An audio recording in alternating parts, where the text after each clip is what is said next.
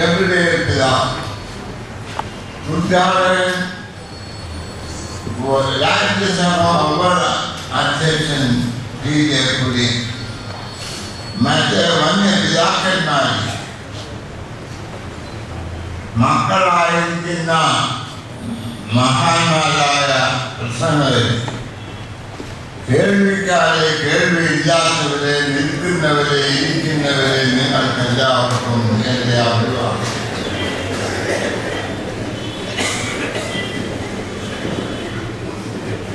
നമ്മുടെ മാന്യസാറിന്റെ പ്രസംഗം കേട്ടപ്പോൾ ഞാൻ ബിജെപിയോട് ചോദിച്ചു, ഞാൻ ജീവിച്ചിരിക്കുകയാണോ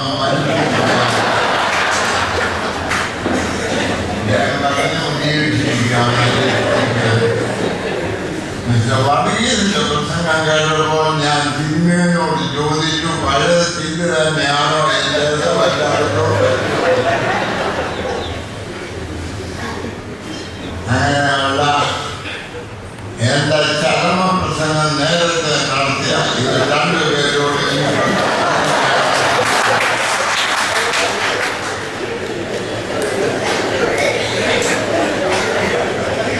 ഇന്ന് നമ്മുടെ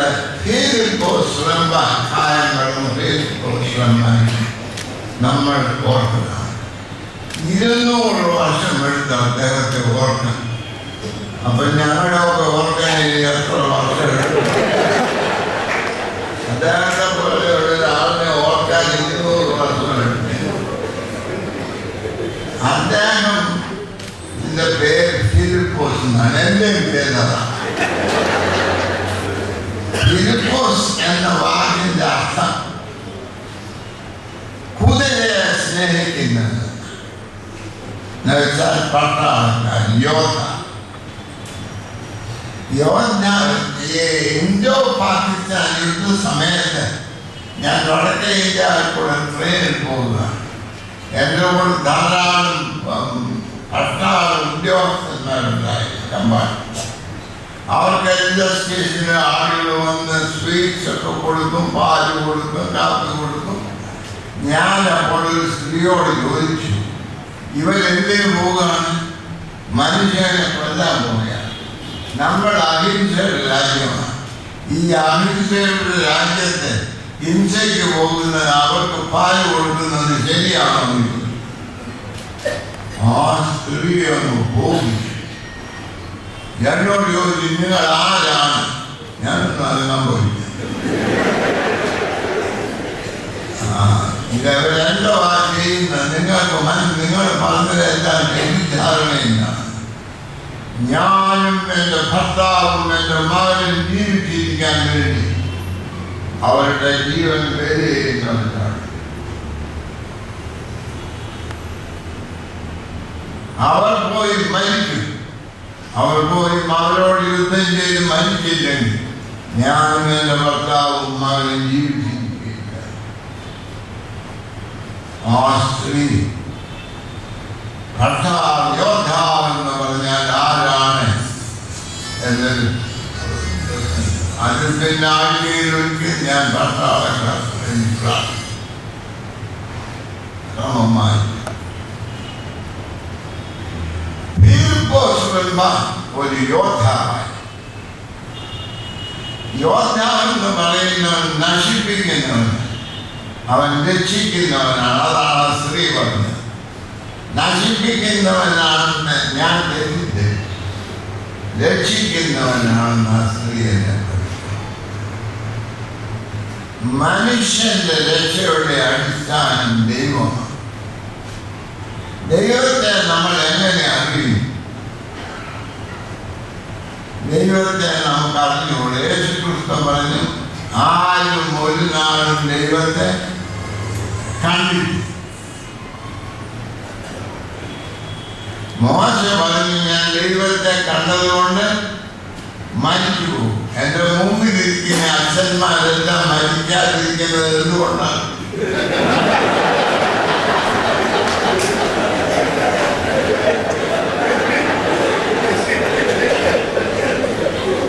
യേശുക്രിസ്തു പറഞ്ഞത്, പരിമിതിയില്ലാത്ത ദൈവത്തെ പരിമിതിയുടെ മനുഷ്യൻ മനുഷ്യനെ പരിപൂർണമായി അറിയുന്നതിന് സാധിക്കും. അത് സാധിക്കണമെങ്കിൽ ഒന്നെങ്കിൽ ദൈവം പരിമിതിക്കുള്ളിൽ പ്രവേശിക്കും, അല്ലെ മനുഷ്യൻ പരിമിതിയുടെ വെളിയിലേക്ക് വരും. യേശു ക്രിസ്തുവിൽ ഇത് രണ്ടും സാധിക്കും. ദൈവം ക്രിസ്തുവിൽ പരിമിതിയുള്ള മനുഷ്യനോട് ഏകീകരിച്ചു. പരിമിതിയുടെ ഉള്ളിൽ ഒരു മനുഷ്യന് ചെയ്യാൻ പാടില്ലാത്ത ഒന്നും തന്നെ യേശുക്രിസ്തു ചെയ്തിരുന്നാണ് എൻ്റെ വിചാരം. ഈ നമ്മുടെ ഗബ്രിയേൽ പിതാവിനെയൊക്കെ പോലുള്ള ദൈവശാസ്ത്ര പണ്ഡിതന്മാരുടെ മുമ്പിൽ പറയുമ്പോൾ വരയ്ക്കണം. ഇന്നേതായാലും എന്ത് പറഞ്ഞാലും അദ്ദേഹത്തിന് തൃപ്തി വരികയില്ല. അതുകൊണ്ട്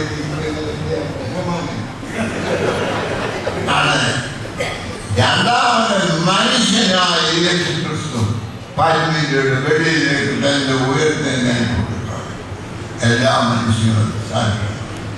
ഈ യേശുക്രിസ്തുവിനെ നമ്മൾ അറിയുന്നത് എവിടെ?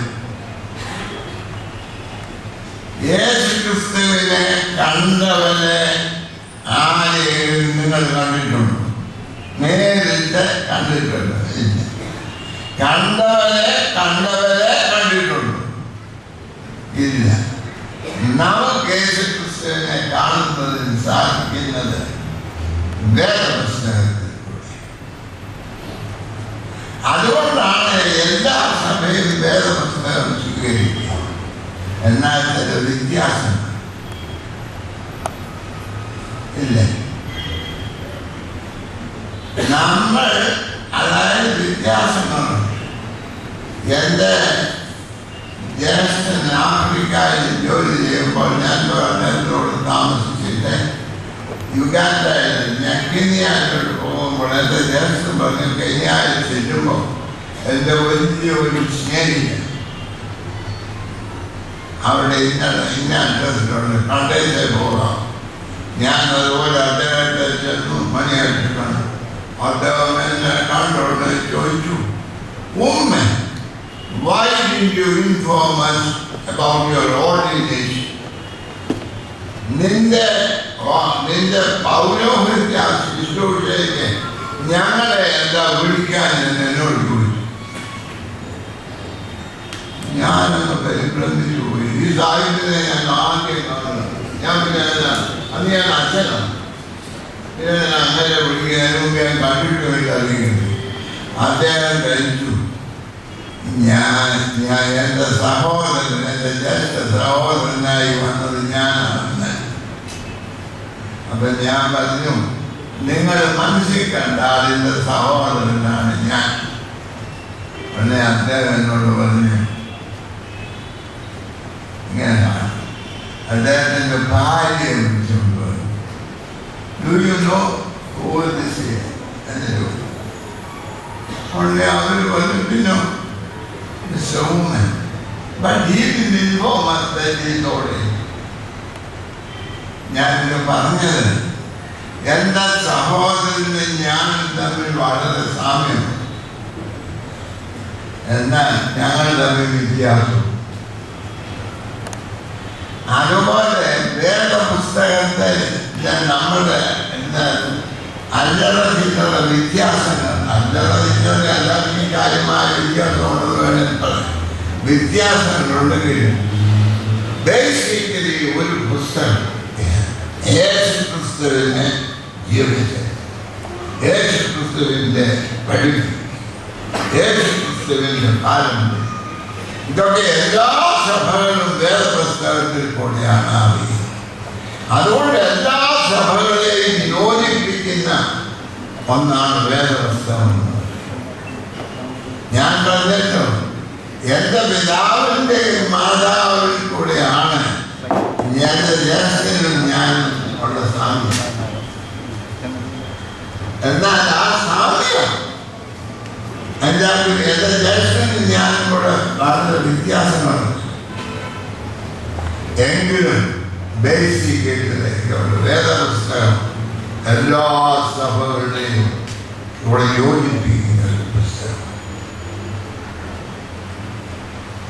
എന്നാൽ ഈ പുസ്തകം നമ്മൾ മിസ്റ്റർ കുര്യൻ അച്ഛനെ പറ്റി പറഞ്ഞു, മാണിസാർ വേദപുസ്തകത്തെ പറ്റി പറഞ്ഞു.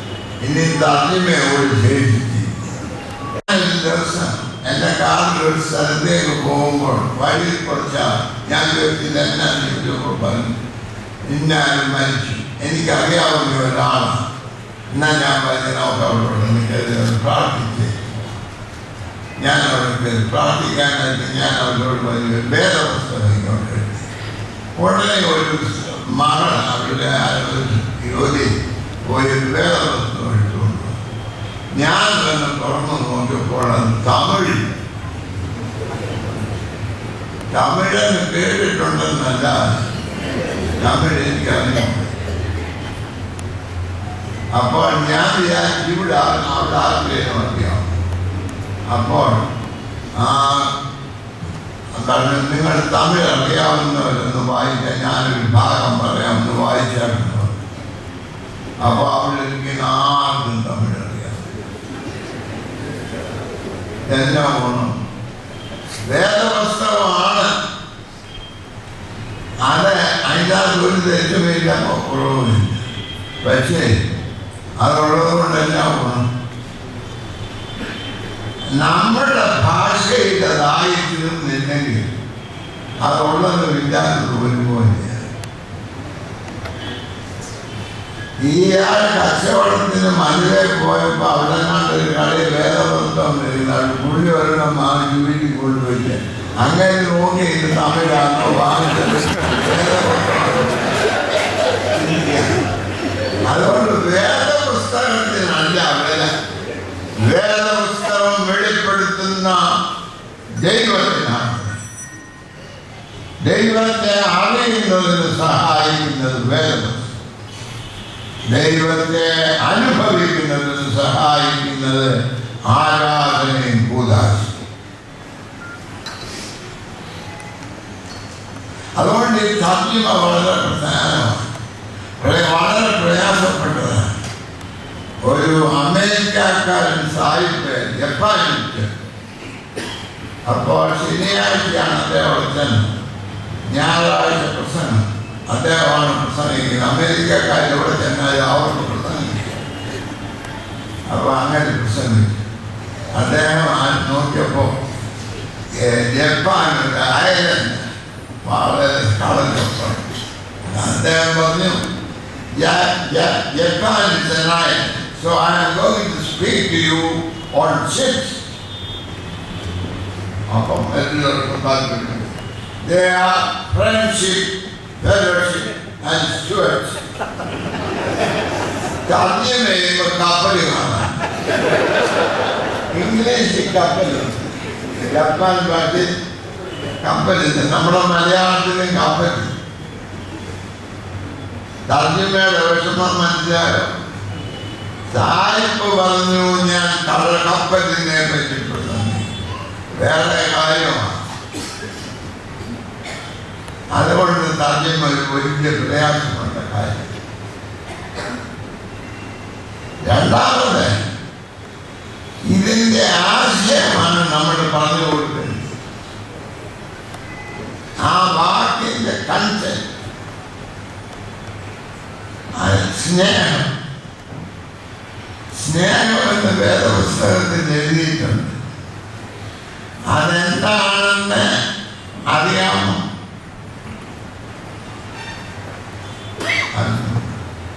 അതിൻ്റെ അനുഭവം എല്ലാം വളരെ പ്രശ്നമാണ്. ആഫ്രിക്കയിൽ വേദപുസ്തകം തർജ്ജിമ ചെയ്തുകൊണ്ടിരിക്കുമ്പോൾ അവർക്കൊരു പ്രശ്നം വന്നു, വിശ്വാസം. അതിനുള്ള വാക്കല്ല. അവരിങ്ങനെ വിഷമിച്ചുകൊണ്ടിരുന്ന് കിട്ടാൻ പ്രയാസമാകുമ്പോൾ നമുക്ക് ഇറങ്ങി നടക്കാം. അവർ പോയപ്പോൾ വഴിയിൽ വെച്ചൊരു ആഫ്രിക്കൻ ക്രിസ്ത്യാനി അവരെ വിളിച്ചു, എൻ്റെ വീട്ടിലോട്ട് കയറി വന്നൊരു സ്വല്പം ചായ കുടിച്ചേക്ക് പോകണമെന്ന്. അവർ കയറി വലിയ ഒരു മണ്ണമുണ്ട്. ബിഷപ്പന്മാരധികം പേര് ഗബ്രിയേലിന് പേരിനെ ഒഴിച്ചാൽ ബാക്കി മിക്കവാറും പേരും മണ്ണമുള്ളവരാണ്.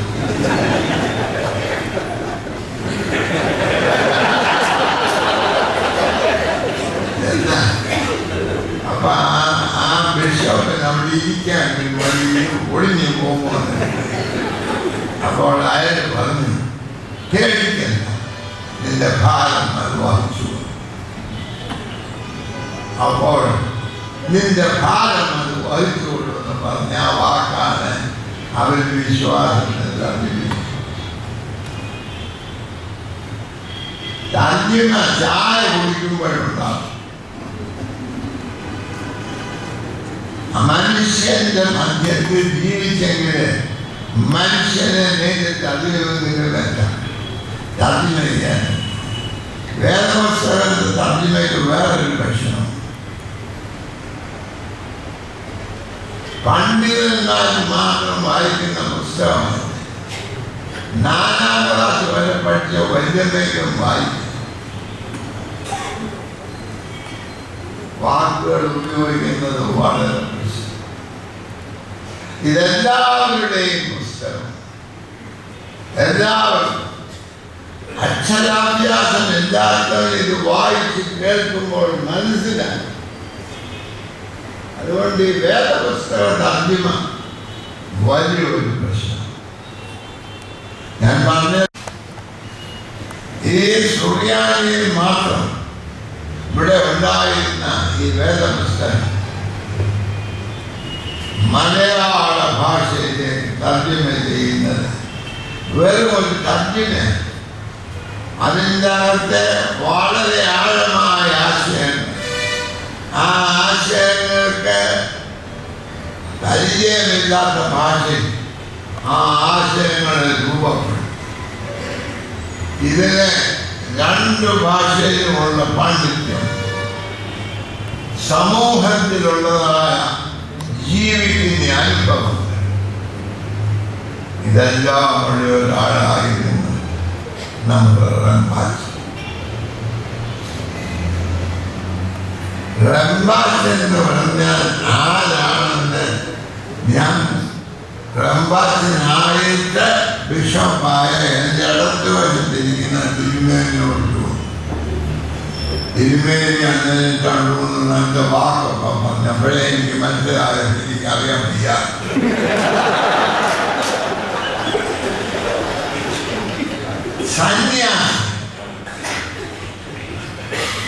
സന്യാസി എന്ന് പറഞ്ഞാൽ ഭാരതത്തിൽ ജീവിതത്തെ 4 ആശ്രമങ്ങളായി മാറ്റി.